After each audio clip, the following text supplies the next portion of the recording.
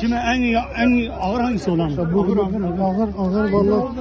Deniz Oğuz nerede? Bak şurada bir bayan var uzanmış, bak bayandır bence, bir baksana ona. Abi baktım. Tamam. Sen nereden arıyorsun? He? Komple mi? Bakmış. Tamam. Ha gel gel. Çok acil bir tane. Burada.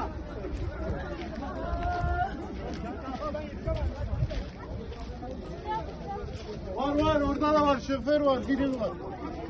Abla, kimseyi arayacağın kimse var mı? Pite. Bir şeyiniz.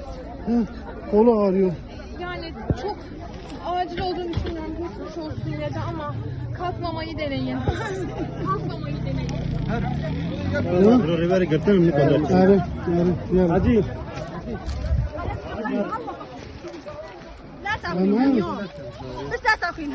Uğursuz abi onlar nerede?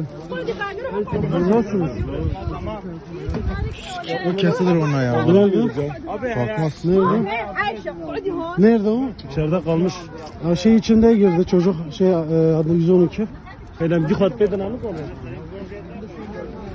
Ben de o yüzden diyorum, burayı bir an önce çıksalardı, burayı boşaltın, bu devrilebilir ha. İçeride kalmış. Ya şey içinde girdi çocuk, adı 112. Öyle bir kat beden alıp oluyor.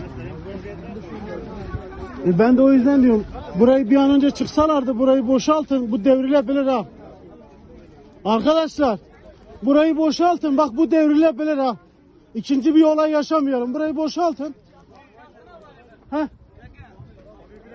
Başka 200 kişi gelin bu adamı bir korkunuz öyle. Tamam. Tamam. Önümüzde oldu zaten de. يوم هذا في السماء ما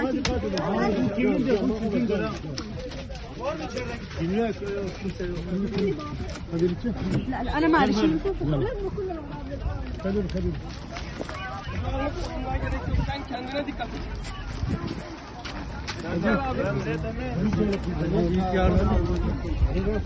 Ben yardımcıyım, servisi buluyor. Ha adam diyor gelin onu çıkartalım da nasıl çıkartalım?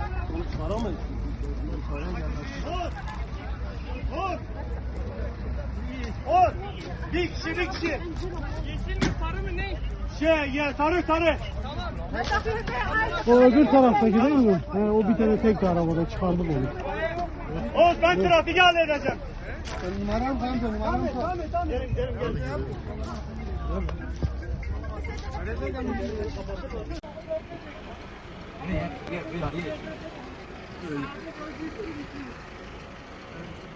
Bir tane otobüs de